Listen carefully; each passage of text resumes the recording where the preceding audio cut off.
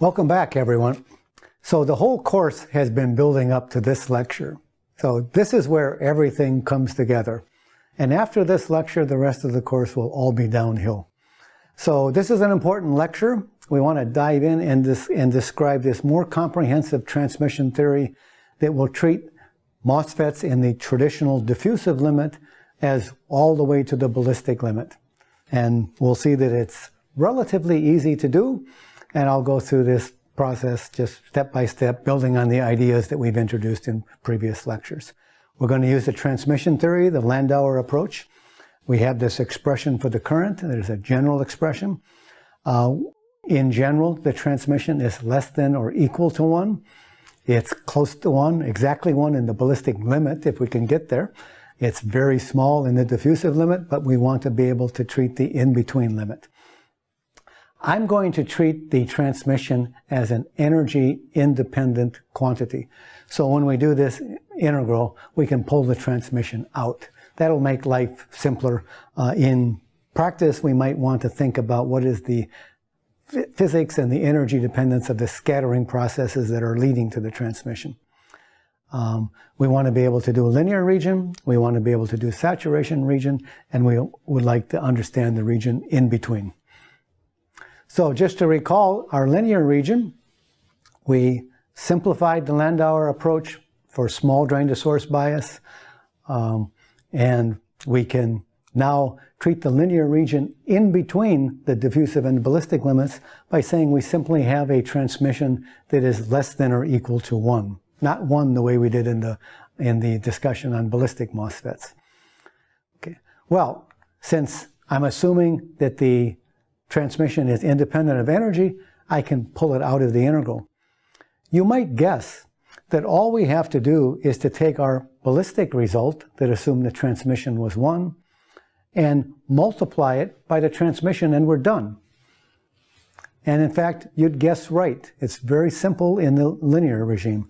I'm going to denote this transmission as T sub lin, because as we'll see, the transmission in the linear region and the transmission in the saturation region are not the same.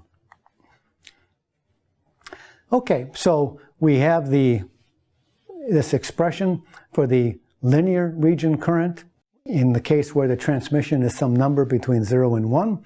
Let me work on this a little bit because it looks quite different from anything we've seen from a traditional model, and we'd like to make it look similar to the traditional model because that'll give us it'll be easier to apply to problems, and it will give us some physical insight as well. So the first thing I like to do is to take this expression and just insert the expressions for T lin in there. And we can write the expression this way. You can see there's a W over mean free path plus length. And if I collect up everything and put them in parentheses, you can see that what I've got in parentheses there is the traditional diffusive limit mobility. So we can write the linear region current in a relatively simple way. We can write it just as we wrote the traditional model, but instead of W over L, it's W over L plus 1 mean free path. So that's kind of interesting. It's an easy way to fix the traditional model and make it work from the ballistic to diffusive limit. We just replace L by L plus 1 mean free path. That's one way to do it, and that's been used sometimes in various compact models. Now there's another way to do it, which is actually going to be more useful to us. We'll take this expression and we'll work on it just a little bit. So let's take that expression and say we would really like to think of the linear region current as proportional to W over L, because we've done that for so many years. It's in so many textbooks. It's the way people like to think about the linear region current. Let's write it as W over L, but then we need to multiply by L inside this parentheses here. Okay. All right, if we do that, then I can continue. I'll just do a little bit of algebra. I'll divide numerator and denominator by L. And then I'll pull in my diffusive mobility, and I'll divide downstairs by diffusive mobility, and then I haven't changed anything. Now I have W over L divided by 1 over diffusive mobility plus mean free path over length times diffusive mobility. And you might wonder, what am I doing? Where am I going? Well, let's take a look. Let's take a look at this quantity here. And we can evaluate that because we know what the definition of diffusive mobility is. So I can evaluate mean free path over length times diffusive mobility, and I find it's just 1 over ballistic mobility. So what I end up with is that this second term here is simply 1 over the ballistic mobility. All right, now I'm done, because now I find that my linear region current is width divided by length, divided by 1 over the diffusive mobility plus 1 over the ballistic mobility. All right, I can compute the ballistic mobility. I can measure the diffusive mobility in a large sample, so both of those quantities are known. We'll put those together in a very simple way. It's the linear region current is width divided by length, apparent mobility times charge times drain to source voltage in the linear regime. What is the apparent mobility? Well, the definition of apparent mobility is that 1 over the apparent mobility is 1 over the diffusive mobility plus 1 over the ballistic mobility. So in practice, whichever one is smaller is going to be the one that is going to dominate and control the overall apparent mobility. If I were interpreting the IV characteristics that I'm measuring with a traditional model, I might think that I'm interpreting it in terms of traditional mobility, but I'm not. What I'm really doing is treating it in terms of an apparent mobility. Okay, so let's see. Let's take a pause and let's estimate what the apparent mobility would be in, for example, a 22 nanometer MOSFET. This is a fairly current state-of-the-art technology. People are beginning to deploy 10 nanometer technology now, but 20 nanometer technology is pretty much at the state-of-the-art. The diffusive mobility for a long channel device in this technology is about 200 centimeters squared per volt second. We can compute the ballistic mobility because we can compute the unidirectional thermal velocity, and we find that it's about 1.2 times 10 to the 7th centimeters per second. That'll give us a ballistic mobility that is about 500 centimeters squared per volt second. When I put the two together, I'll find that the apparent mobility is about 140. Now, if we didn't know what was going on and we measured the mobility in a long channel device, we would deduce that the mobility was 200. But if we measured the mobility in a 22 nanometer device in the same technology, we would say that the mobility has dropped. We might think, well, there are some processing considerations or something has happened to introduce scattering events. Not necessarily. This is an inherent feature of quasi-ballistic transport. The apparent mobility will appear to be lower because ballistic effects are becoming important and coming into play. So a device in this regime would be considered a quasi-ballistic device. I'll just point out that we have to be a little bit careful about what effective mass to use when we compute these velocities. The appropriate effective mass to use is the transverse effective mass of electrons in the conduction band.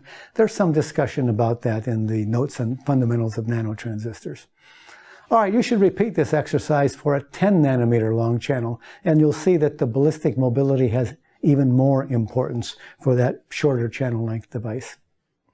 I also just want to point out that some people, when they're characterizing transistors, will sometimes characterize the channel resistance.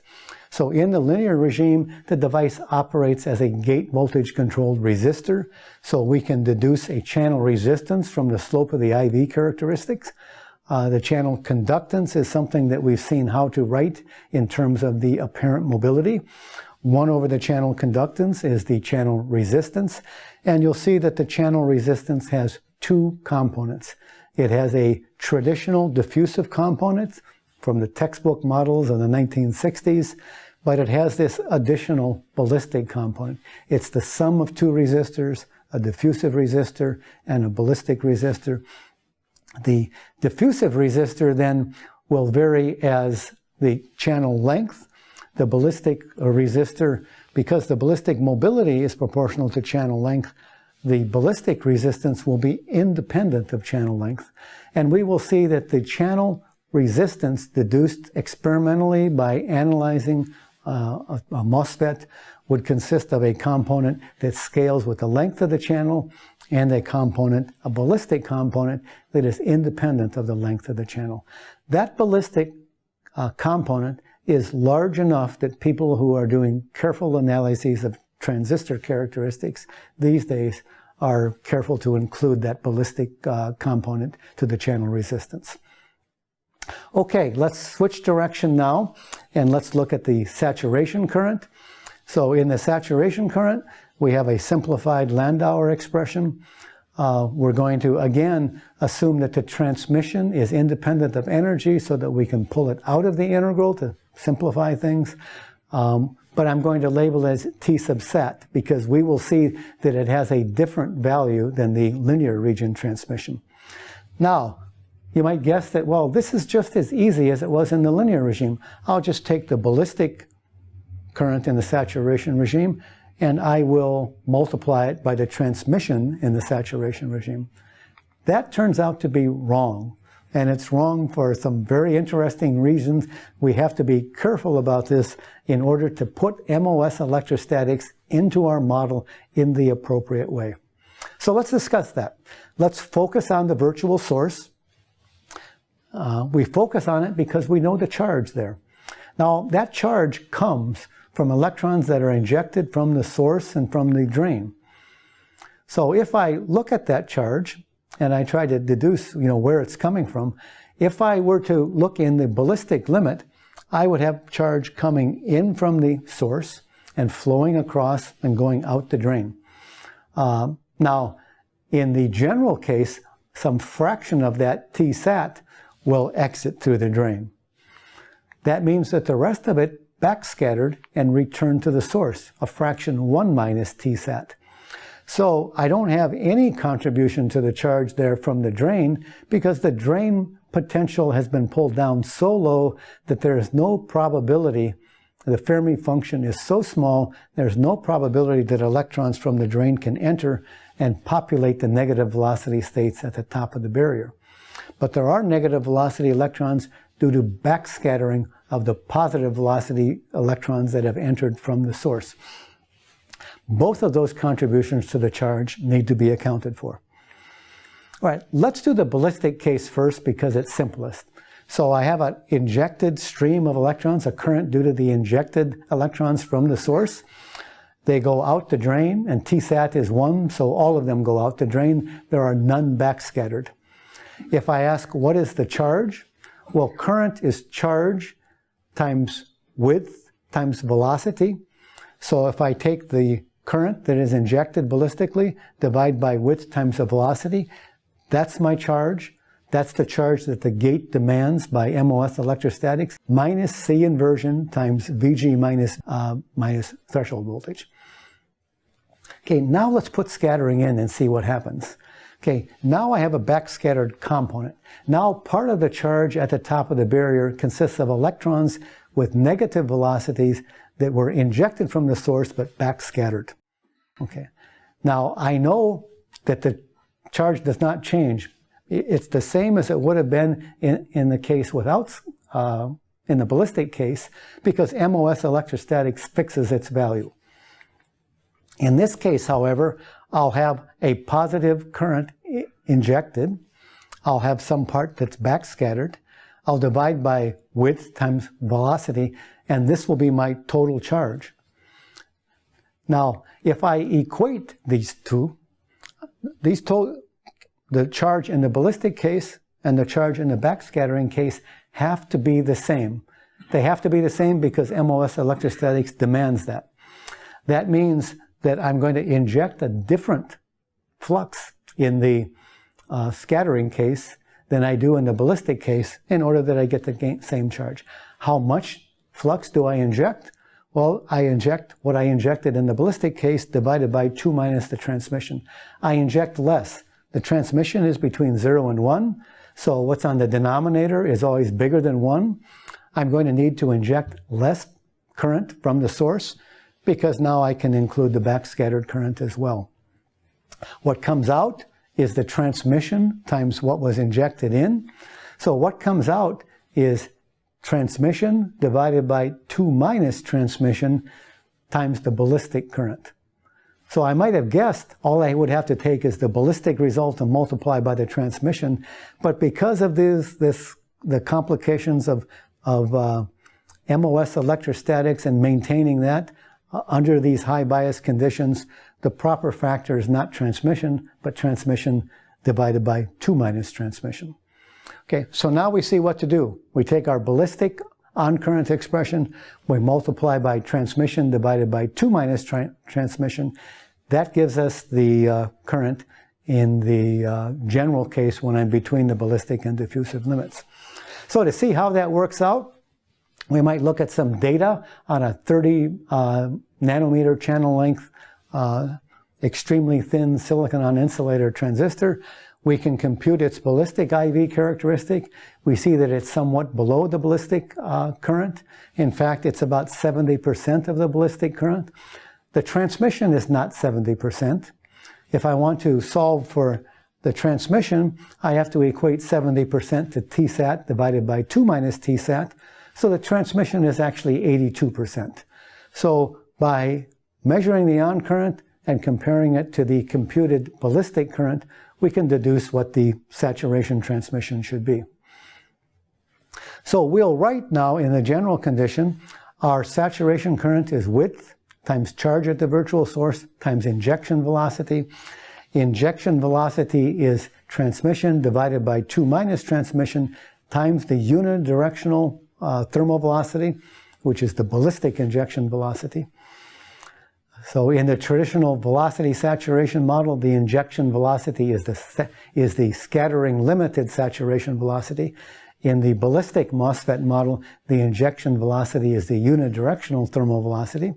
In the transmission model, the injection velocity in general is less than the unidirectional thermal velocity because some backscattering has occurred and provided some negative velocity electrons at the top of the barrier. We can take a look here. We could get calibrated on injection velocities. This example we looked at earlier, we deduced that the transmission was 82%.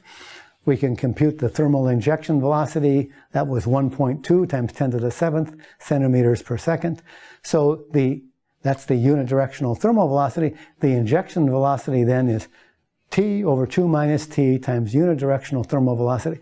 It's about 0.84 times 10 to the 7th centimeters per second. So that's sort of a typical number you'll see in short silicon MOSFETs these days. So we have our expressions for the linear and saturation region currents. We can write them in terms of transmission, but it's preferable for us to express these more in the traditional MOSFET language because that makes it easier for device engineers to deal with. Before we do that, I would just like to point out that when we deduce the transmission in the linear regime and in the saturation regime from our experimental data, we found that the linear region transmission was less than the saturation region transmission. What is the physical reason for that? Okay, so we've been writing our transmission expression as mean free path divided by mean free path plus channel length. The physical picture is for a MOSFET under small drain to source bias. If we inject an electron into the channel, then it can backscatter anywhere in the channel and return to the source. Now under high drain bias, the situation is different. There is a region near the source where if electrons can backscatter, they can return to the source. But then there is a high field region. If an electron backscatters in that high field region, it can never return to the source, or it has a very small probability of returning to the source. And that's primarily because the electric field is very high in that regime. If an electron backscatters, it's unlikely that it's going to be able to have enough energy to surmount the barrier and get back into the source. The electric field can rapidly sweep it out into the drain. It could backscatter many times in that region and still never return to the source. The transmission is the fraction that come out the drain. So what's going to be important in this case is the length of this critical region. If it backscatters within the critical region, which is a small fraction of the channel length, then it that backscattering counts. So our transmission expression is mean free path divided by mean free path plus the length of this critical region for backscattering. So that critical region for backscattering is actually difficult to compute in general. In the low field region, it's the length of the channel. In the high field region, it's a small fraction of the channel length, and it varies continuously as you move the drain bias from low to high field regions.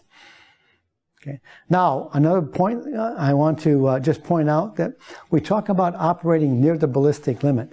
That doesn't necessarily mean that there is little scattering in the MOSFET. It means that we are getting a current that is close to what we would get if there were no scattering. But we've seen that all we need to do is for the electron to get past this critical bottleneck regime.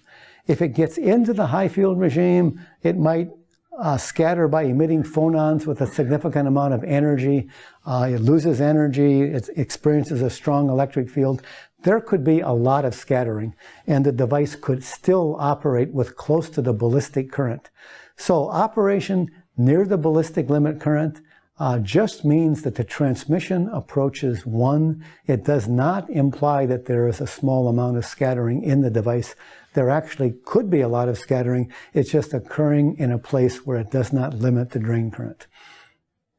Another question that sometimes arises is, does mobility have any physical significance at the nanoscale? We usually talk about mobility in large structures, very large compared to the mean free path. But we've seen that our apparent mobility is a combination of the diffusive mobility in a large structure and the ballistic mobility.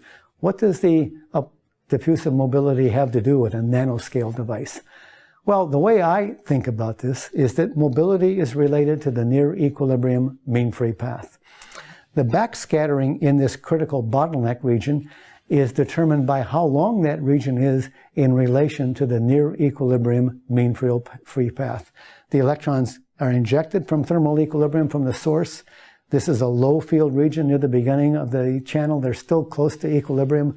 So the near equilibrium mean free path is what determines their backscattering. So because it's the near equilibrium mean free path that describes backscattering, because the near equilibrium mean free path is related to the mobility in the bulk, we can say that the mobility determines the on current.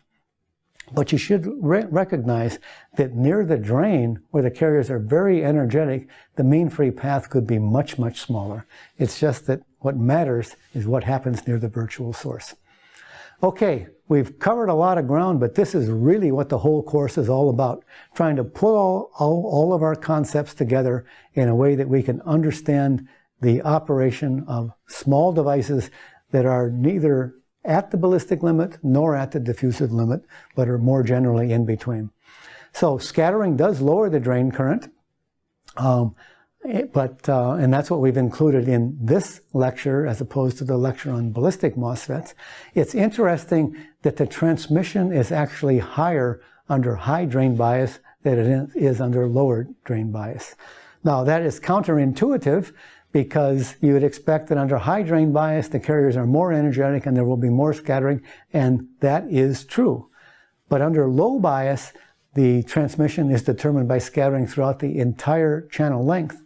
And under high drain bias, the only scattering that matters is the scattering that occurs in this very short bottleneck regime. There can be a lot of scattering, but under high bias in a nanoscale MOSFET, it tends to happen in a region of the transistor that is not very important for limiting the current.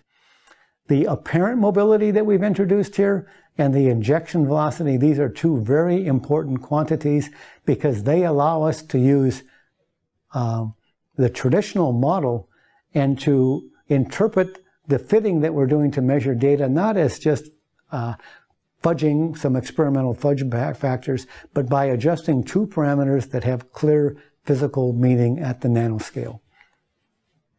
What's next? Well, we're ready to revisit our virtual source model, and we can see now how it can be very quick and easy to generalize this virtual source model, which we developed on the basis of a traditional model. We can now generalize it into a physically valid model for nanoscale transistors.